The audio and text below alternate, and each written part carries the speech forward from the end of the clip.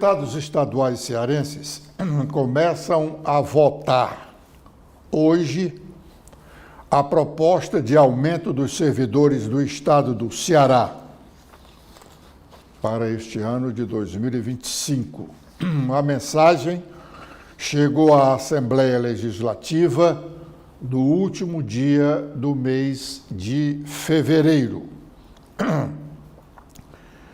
Diz a mensagem do governador: submeto à consideração dessa augusta Assembleia Legislativa, por intermédio de Vossa Excelência, para fins de apreciação e pretendida aprovação, observados os dispositivos que disciplinam o processo legislativo, o incluso projeto de lei que promove a revisão geral da remuneração de todos os servidores públicos e militares do Poder Executivo, das autarquias e das fundações públicas estaduais e da outras providências.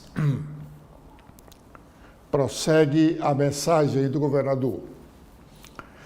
A valorização funcional do quadro de pessoal do Poder Executivo é diretriz prioritária do governo do Estado, o que se reflete em diversas ações dos últimos anos, como o fortalecimento de carreiras, a reestruturação de planos de cargos, a abertura de concursos públicos, a nomeação de novos servidores e a concessão de aumentos em geral ao funcionalismo estadual. Essas medidas, diz o governador na sua mensagem à Assembleia, vêm sendo implementadas graças a uma política amparada na mais absoluta responsabilidade fiscal e orçamentária, em que, aliadas às demais internas da gestão pública, com o compromisso com os investimentos e as políticas públicas necessárias à população cearense. No caso do estado do Ceará, e não obstante os desafios próprios de toda gestão, o governo vem empreendendo todos os esforços no sentido de manter seus compromissos com o bem-estar e a qualidade de vida dos servidores estaduais, procurando sempre garantir a esses profissionais condições adequadas de trabalho e um padrão remuneratório adequado à dignidade da função. Seguindo passos nesse caminho, propõe-se, com esse projeto, conceder aos servidores e militares estaduais, para o exercício de 2025, uma revisão geral que, além de repor a perda inflacionária do último ano, vá mais adiante, garantindo a todo esse universo de agentes, incluídos os pensionistas, um aumento real de 1%. No total, serão investidos pelo Estado, para a implementação da revisão geral, mais de 800 milhões de reais, beneficiando em torno de 180 mil pessoas. Tudo isso reflexo do reconhecimento do governo da importância de seus servidores. A revisão geral, como dito, abrangerá todos os servidores públicos e os militares do Executivo, de suas autarquias, fundações e corresponderá ao percentual de 5,83%, sendo 4,83% referente à inflação do exercício de 2024, IPCA, com implantação a partir de 1º de janeiro de 2025, e 1% de aumento real a partir de 1º de setembro de 2025. Convicto de que os ilustres membros dessa Casa Legislativa haverão de conferir o necessário apoio a esta propositura, solicito a Vossa Excelência em prestar sua valiosa colaboração no seu encaminhamento, de modo a colocá-la em tramitação, tendo em vista a importância da matéria. No ensejo, apresento a Vossa Excelência e aos seus eminentes pares protesto de elevado apreço e distinguida consideração. Eumano de Freitas, governador do estado do Ceará. Essa mensagem chegou no dia 28 de fevereiro e deve ser votada hoje. Normalmente, ela demoraria uns 3 ou 4 dias para ser votada, mas, como vai entrar em regime de urgência, pode ser aprovada ainda hoje, o que significa dizer que os servidores do Estado, no próximo mês de abril, receberão os seus salários do mês de abril, já com esse aumento de 4,83%, e mais a diferença dos meses de janeiro, fevereiro e março, correspondente a esses 4,83%. Em setembro, os servidores terão um aumento de 1%, a partir do dia 1º de setembro.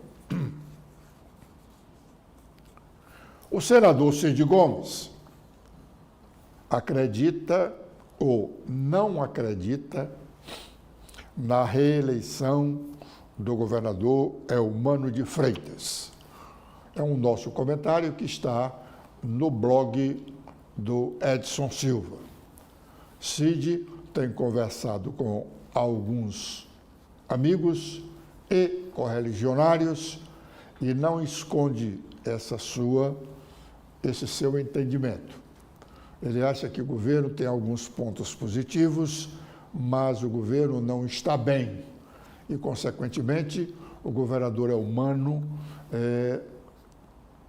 terá muita dificuldade ou não se reelegerá. E, assim sendo, continuando com o entendimento que ele tem desde o início do ano passado, quando se começou a discutir nomes de candidatos à Prefeitura de Fortaleza, o senador dizia que o PT, que já tem o governo, ou que já tinha naquela época, o governo federal, o governo estadual, deveria abrir mão de ter candidato próprio à Prefeitura de Fortaleza e apoiar um nome de qualquer dos seus aliados, dos vários partidos que integram a aliança. Hoje, entendendo que Eumano não se reelegerá, Cid defende a tese de que o governador deve conduzir a sua sucessão de modo a não sacrificar nenhum dos partidos aliados.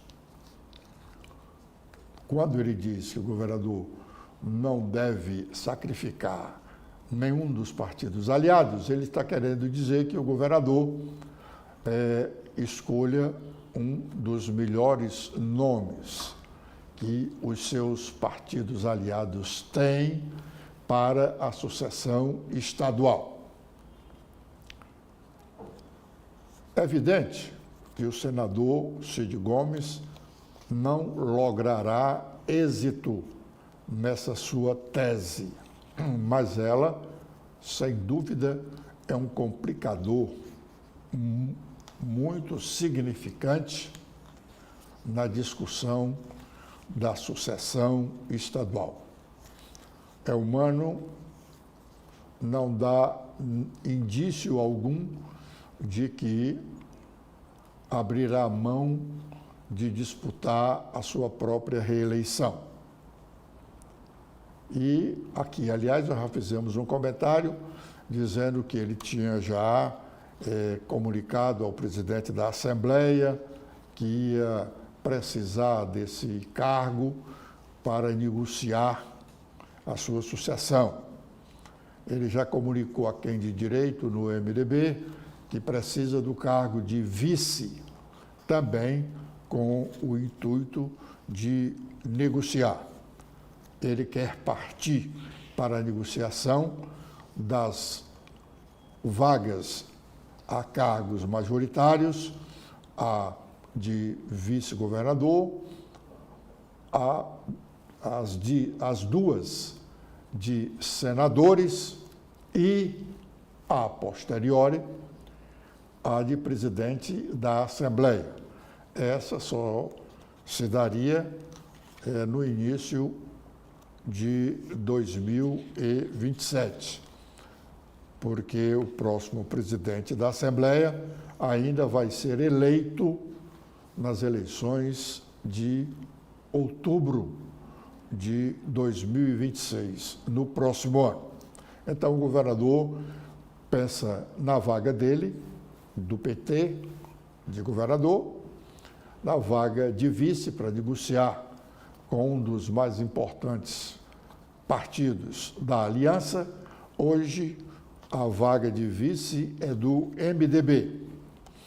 E, como são duas vagas no Senado, ele tem essas duas posições para beneficiar dois dos partidos aliados, comprometendo-se com um outro partido de que essa agremiação indicará o futuro presidente da Assembleia. Mas o senador Cid Gomes, pelo que tem demonstrado nas conversas, que ele não pede reserva, ele não tem tratado isso publicamente, mas com quem ele conversa, ele não pede reservas sobre o que pensa e sobre o que defende em relação à sucessão do estado do Ceará. A eleição é só em outubro do próximo ano, mas as articulações já começam agora. Para os políticos, as articulações, as negociações se dão antes do ano da eleição. No ano da eleição, há apenas a consolidação desses entendimentos. O presidente estadual do PT cearense, o Coni, terá que deixar o cargo de secretário regional da Prefeitura de Fortaleza ou a presidência estadual do PT, pelo fato de o Estatuto do PT não permitir que dirigentes do partido sejam integrantes de equipes de governos. O curioso é que só agora o Coni descobriu isso. Só agora. Depois de aceitar o cargo e ganhar essas gratificaçõezinhas de janeiro, fevereiro e março, quem sabe até o início de abril. E, naturalmente, influiu muito nessa decisão de o presidente do PT estadual deixar de ser secretário de uma das regionais de prefeitura, o fato de a presidente nacional da agremiação, Gleice Hoffmann, entregar o comando do partido a partir do momento em que ela foi convidada a integrar o governo do presidente Lula como uma das mais novas ministras. Ela assumiu o cargo nesta semana e o exemplo dela deve ser seguido por todos os dirigentes partidários. Aliás, nem precisava desse exemplo. Eles deviam saber que não poderiam, mas talvez a ganância por um trocadinho aqui a mais façam com que desrespeitem o estatuto do próprio partido. Ademais, o CONI já está descartado para prosseguir na direção do partido. O PT vai eleger os seus novos dirigentes nos próximos meses, tanto o dirigente municipal, como estadual e como o nacional. E a alegação para afastar alguns dos atuais dirigentes é de que o partido tem uma orientação nacional de que deve buscar quadros novos. O partido precisa se renovar, precisa ter sangue novo. Duas notícias no meio aí do carnaval chamaram a atenção de toda a sociedade cearense. E elas reafirmam o descaso das autoridades. A primeira, o caso de uma avenida nova, recém-construída no município de Pacatuba, na região metropolitana de Fortaleza, que foi interditada porque um trecho dela afundou em razão das chuvas.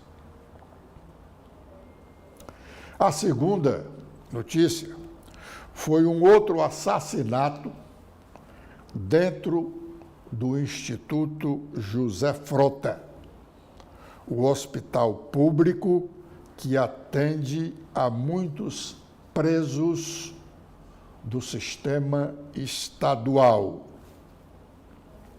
Em Pacatuba, uma obra cara, feita no fim do governo passado, um dos mais corruptos que aquela cidade já registrou, feita sem fiscalização ou sem a fiscalização devida, causou esse transtorno à cidade.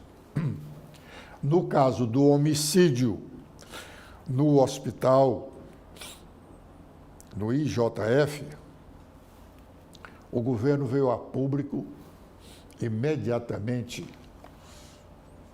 o fato ter se tornado público, que vai colocar naquele hospital, o governo veio a público dizer que vai colocar naquele hospital, que é de responsabilidade do município, ele ia colocar lá detectores de metais. No ano passado, um homicídio ali causou estupefação. Alguém foi degolado dentro do próprio Instituto José Frota. Ora, como é que um hospital daquele, que atende a presos do sistema prisional do Estado, presos que estão à disposição da Justiça, que deveria ter uma segurança máxima lá no hospital, não apenas para garantir que esses presos não fossem assassinados ou não fugissem de lá, mas também para garantir a segurança de todos os outros pacientes. O Hospital José Frota talvez seja o hospital mais movimentado do estado do Ceará. É o hospital de traumas, o mais importante do estado, até bem pouco o único que atende pessoas não apenas de Fortaleza, mas de todo o estado do Ceará e de alguns estados vizinhos. Ali, detector de metais já devia existir há muito tempo. Uma vigilância mais severa na entrada de pessoas no hospital deveria ser muito severa há muito tempo. Mas só agora o governo entendeu de que deve colocar lá um detector de metais. Ora, como o hospital daquele tinha entrada livre para pessoas do bem e para marginais. Só depois deste segundo homicídio é que o governo diz que vai tomar algumas providências. É como dizia o homem rude de antigamente, só fecha a porta depois de ser roubado. Com essa observação, nós estamos encerrando a nossa participação de hoje neste primeiro bloco de notícias da manhã, convidando-os a continuarem conosco aqui na TV da Transparência.